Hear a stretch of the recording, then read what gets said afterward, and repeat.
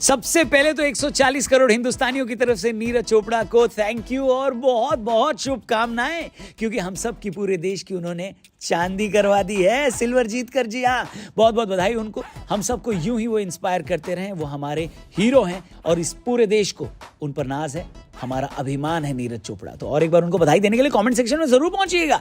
लेकिन फिलहाल बात करते हैं गौतम गंभीर की। जी हाँ, क्योंकि श्रीलंका से सीरीज हारने के बाद मामला सही में गंभीर हो गया है। और अगर गौतम गंभीर भाई को पता होता कि एक सीरीज हारने के बाद उनको इतना सुनने को मिलेगा, तो शायद वो जय शाह के कोच बनने के इन्विटेशन को उसी समय रिजेक्ट कर देते। नमस्कार, मैं हूं रौनक और आप देख रहे हैं रणतंत्र। और सारे लोग गौतम गंभीर भाई को देखकर यही कह रहे हैं कि भाई आपसे बेटर एक्सपेक्ट किए थे।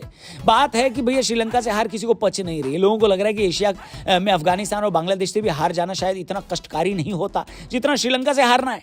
क्योंकि पहले एशिया कप का फाइनल और फिर वर्ल्ड कप में हमने जिस तरह श्रीलंका को हराया था, उसके बाद तो कई लोगों ने श्रीलंका को टीम मानना ही बंद कर दिया था। लेकिन यार, श्रीलंका वाले भी कोई भजिया तलने तो आए नहीं है, वो भी खिलाड़ी हैं, उनको भी क्रेडिट दे दो। लेकिन क्रेडिट देने की बजाय इंडियन क्रिकेट फैंस इल्जाम लगा रहे हैं। क्या इल्जाम लगा रहे हैं, हम आपको इस वीडियो में वही बताएंगे। वीडियो पूरी देखना, क्योंकि पूरी वीडियो देखकर आपको ये बताना है कि ये जो इल्जाम लगाए जा रहे हैं क्या वो सही है, या फिर किसी और चीज पर भी इल्जाम लगाया जा सकता है। ठीक है, और हाँ, चैनल को जरूर सब्सक्राइब करना। शुरू करते हैं इल्जाम नंबर 1। जैसा कि हमने आपको बताया, सबसे ज्यादा इस वक्त गौतम गंभीर को इंटरनेट पर ट्रोल किया जा रहा है। लोग कह रहे हैं गौतम गंभीर एरा स्टार्ट तो ऐसे बोला गया था जैसे भारतीय क्रिकेट का स्वर्णिम युग अब आया है, लेकिन असल में गंभीर भाई ने बहुत डिसअपॉइंट किया है। सोशल मीडिया पर लोग कह रहे हैं कि गंभीर चाहते तो ये थे कि इंडिया की 28 साल बाद वर्ल्ड कप जीत का श्रेय उन्हें दिया जाए, लेकिन उनको मिल गया श्रीलंका से 27 साल बाद सीरीज हारने का अपमान।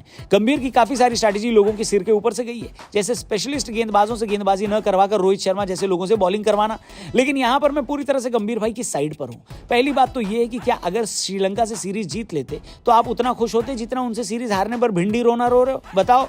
अरे भाई, पहली सीरीज है, आदमी को सांस तो लेने दो। मेरे हिसाब से तो 6 महीने से पहले किसी को मुंह भी नहीं खोलना चाहिए। राहुल द्रविड़ ने भी तो इतने एक्सपेरिमेंट किए थे, उसका फल T20 वर्ल्ड कप जीतकर मिला कि नहीं मिला? तो अब यहां भी थोड़ा सब्र रखो, फल जरूर मिलेगा। इल्जाम नंबर 2 लग रहा है भारतीय बल्लेबाजों पर कि वो स्पिन नहीं खेल पाए, जो कि एकदम क्लियर बात है। इस पर तो कोई शक नहीं है कि अगर इंडिया ये सीरीज हारी है तो उसकी मुख्य वजह है हमारे बल्लेबाज।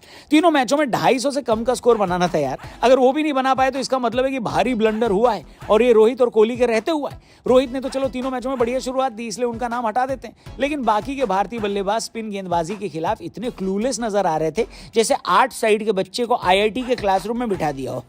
बात तो सही है। तीनों मैचों में टीम इंडिया ऑल आउट हो गई, यानी हमारे 30 विकेट गिरे और इस 30 में से 27 विकेट श्रीलंका के स्पिनर्स ने लिए।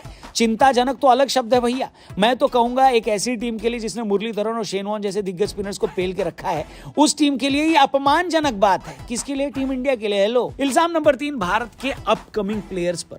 मैच विनर न होने का इल्जाम लगाए उन पर। हमने आपको एक वीडियो में बताया था कि किस तरह पाकिस्तान के पूर्व खिलाड़ी तनवीर ने कहा कि जिस दिन रोहित और कोहली रिटायर होंगे उस दिन टीम इंडिया का हाल देखेंगे हम लोग। अब यही बात कई इंडियन क्रिकेट फैंस भी कह रहे हैं कि हर मैच जीताना रोहित और कोहली की जिम्मेदारी थोड़ी है, बाकी के बल्लेबाज कब चलेंगे।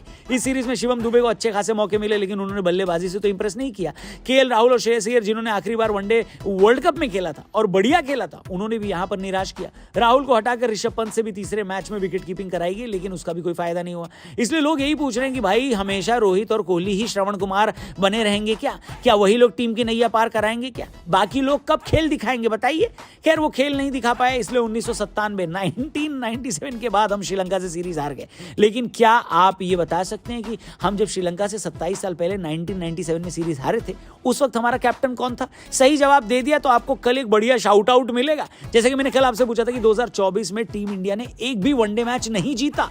इसके अलावा किस किस साल में टीम इंडिया ने एक भी वनडे मैच नहीं जीता, यही आपको बताना था। सही जवाब है 1974, 1976 और 1979। 1974 में तो हमारा वनडे डेब्यू हुआ था जुलाई के महीने में, इसलिए उसको आप हटा दो। लेकिन 1976 और 1979 में हम एक भी वनडे मैच नहीं जीते थे, और इसका सही जवाब कल की वीडियो में कृष्ण सिंह ने दिया था, और कृष्ण भाई मान गए। आपके ज्ञान को सलाम करते हैं। तो अगर आपके पास भी ज्ञान है, हेलो, मैं आपसे कह रहा हूं, तो बताओ 1997 में 27 साल पहले जब हम श्रीलंका से सीरीज हारे थे तो भारत का कैप्टन कौन था? सही जवाब कमेंट करके जरूर बताना और कल की वीडियो में शाउट आउट पाना। लेकिन जाने से पहले जरा ये भी बताना कि क्या गंभीर पर एक सीरीज हारने के बाद गंभीर आरोप लगाना सही है या गलत? ये भी कमेंट करके जरूर बताना और चैनल को सब्सक्राइब करके जाना। Thank you for watching. कल मिलते हैं एक और कड़क वीडियो के साथ यहीं पर। जय हिंद, जय भारत।